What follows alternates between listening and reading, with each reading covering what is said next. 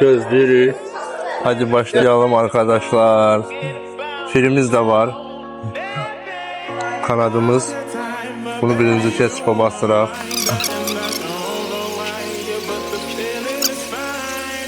İki.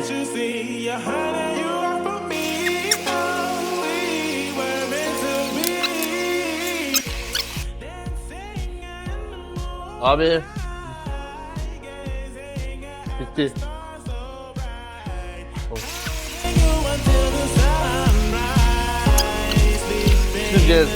Sübceyizden bindi.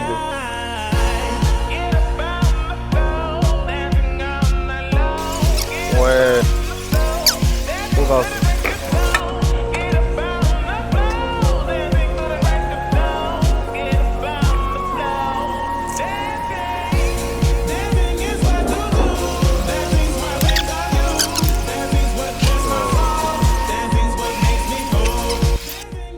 Bir, iki, üç, dört tane. Büyük Fırat. Dediği her kadar var idi. Tadı lezzetliydi. Şişi mi? Yalan danışmıyordum. Tadı çok başarılıydı.